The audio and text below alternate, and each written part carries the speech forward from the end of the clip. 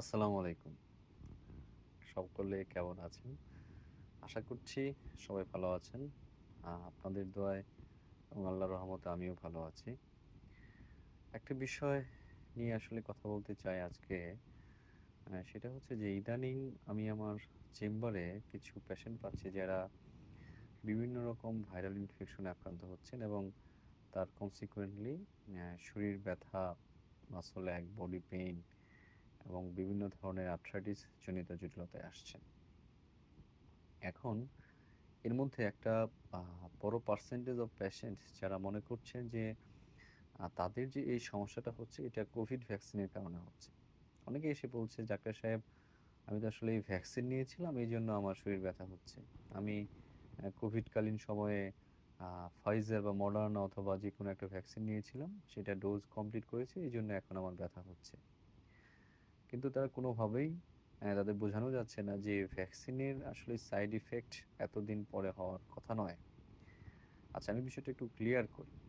প্রথমত এই যে ব্যথা, শরীর ব্যথা, বডি এক বা আর্থ্রাইটিস বা যে আ জটিলতাগুলো হচ্ছে ইদানিং ভাইরাল ফিভারের পর, সেটা কিন্তু আসলে উম ফিভারের কনসিকুয়েন্স হিসেবেই হচ্ছে। হয়তো দেখা যাচ্ছে চিকুনগুনিয়া ভাইরাস অথবা ডেঙ্গু ভাইরাস অথবা যেকোনো একটা ভাইরাল ইনফেকশন তার হয়েছে।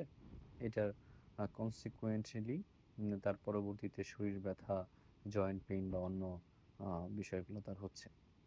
কিন্তু এই রেসপেক্টিভ যে পেশেন্টটা সে এই জিনিসটা বুঝতে চাচ্ছে না। সে যেটা মনে করছে যে তার যে আগে, অনেক আগে অর্থাৎ ২০২০-২১ সালের পরে যে ভ্যাকসিনটা আসলো, কোভিড ভ্যাকসিন সেইটা যে নিয়েছিল তার consequence এখন আসছে। আমি জানি না এটা কিভাবে ছড়ালো, এই বিষয়টা একটু ক্লিয়ার করব। আচ্ছা, ১ম এ আ আমি আসি যে আসলে ভ্যাকসিন আ শরীরে সাইড ইফেক্ট তৈরি করতে পারে কিনা? স্পেশালি কোভিড ভ্যাকসিন বা সামনে যদি কোনো ভ্যাকসিন আসে ভাইরাল আ ইনফেকশন এর জন্য, সেটা পারে কিনা? অবশ্যই পারে, কিন্তু গবেষণায় যেটা আসছে সেটা হচ্ছে এই ভ্যাকসিনগুলা যে সাইড ইফেক্ট করে এটা কিন্তু ইমিডিয়েট করে।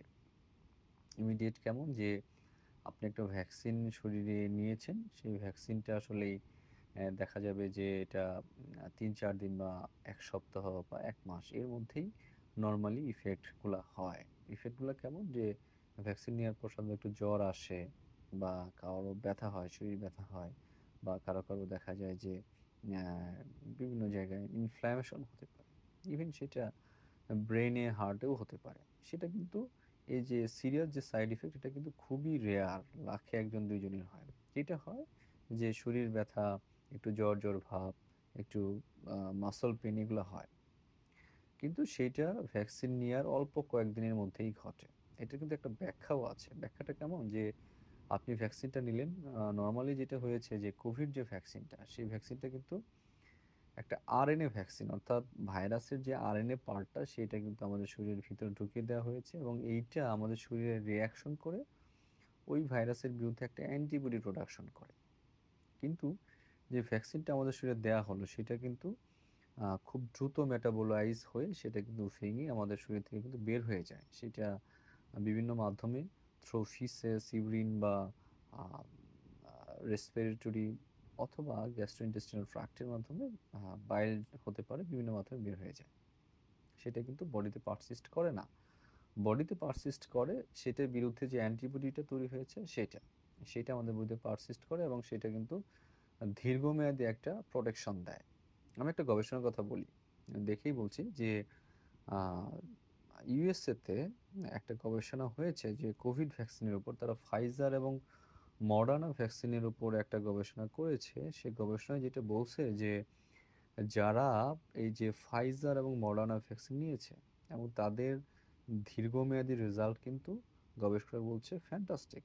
সেটা কেমন? যে আ ফাইজারের ক্ষেত্রে তারা বলছে যে 90% কেইসে এই যারা ভ্যাকসিন নিয়েছে তাদের কিন্তু ইনফেকশনের চান্সটা কমে গিয়েছে এবং তাদের হসপিটালাইজেশনের সংখ্যাটাও কমেছে এবং মডার্নার ক্ষেত্রে রেজাল্টটা আরও ভালো। সেটা কত? সেটা হচ্ছে 94%। সুতরাং এই যে ২ টা ভ্যাকসিন, কোভিড ভ্যাকসিন নেওয়ার ফলে কিন্তু অসংখ্য লোক কোভিড থেকে নিজেদের রক্ষা করেছে, জাতিকে রক্ষা করেছে। কিন্তু আম এই যে একটা অপপ্রচার, যেটা ইদানিং খুব আমি দেখছি পেশেন্টদের মধ্যে যে উম আমার ভ্যাকসিনের কারণে এখন শরীর অসুস্থ হয়ে যাচ্ছে বা শরীরে ব্যথা হচ্ছে। এটা কিন্তু একেবারেই সত্যি নয়।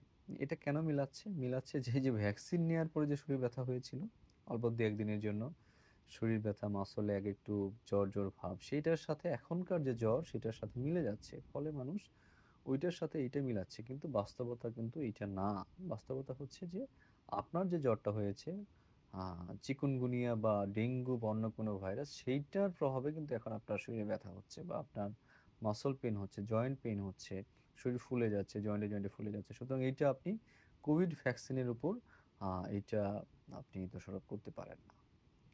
এটার কিন্তু একটা দীর্ঘমেয়াদী প্রভাবও রয়েছে। দীর্ঘমেয়াদী প্রভাবটা কেমন? যারা এই ধরনের আসলে অপপ্রচার করে থাকেন, এটা কিন্তু ভবিষ্যতে যদি কোনো ভ্যাকসিন আমরা নিতে বলি মানুষকে, এই যে হিউম্যান মেটানিউমো ভাইরাস এটা কিন্তু আ অলরেডি বাংলাদেশের একজন অ্যাফেক্টেড হয়েছে এবং শুনলাম মারাও গিয়েছে।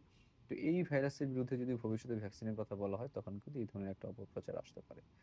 সুতরাং সকলেই আসলে এই ধরনের অপপ্রচার থেকে সাবধান থাকবেন। কারো কোনো মনের মধ্যে বিভ্রান্তি তৈরি হলে আপনারা চিকিৎসক বা হেলথ রিলেটেড যারা এই বিষয়ে মতামত দিতে পারবে তাদের সাথে কথা বলবেন। জনস্বাস্থ্য বিশেষজ্ঞদের সাথে কথা বললে আরো ভালো। যদি সেটাও না পারেন, অন্তত একজন রেজিস্টার্ড চিকিৎসকের সাথে বিষয় নিয়ে কথা বলে আপনি আপনার সিদ্ধান্ত নিবেন। আমি সকলকে রিকোয়েস্ট করব যে কোনো ধরনের অপপ্রচার অথবা তথ্য আপনারা কান দিবেন না। আপনারা অবশ্যই একজন আ আ রেজিস্টার্ড চিকিৎসক বা যে লোকটা জানে বিষয়টা সম্পর্কে, যে স্পেশালিস্ট বা যে আসলে কথা বলার অধিকার রাখে তার সাথে আপনারা কথা বলে সিদ্ধান্ত নিন। যত্রতত্র আপনারা উল্টাপাল্টা কথা শুনে মানুষকে বিভ্রান্ত করবেন না, নিজেরাও বিভ্রান্ত হবেন না। সকলে ভালো থাকবেন, সুস্থ থাকবেন। সবাই সবার জন্য দোয়া করবেন। আসসালামু আলাইকুম ওয়া রাহমাতুল্লাহি ওয়া বারাকাতুহু।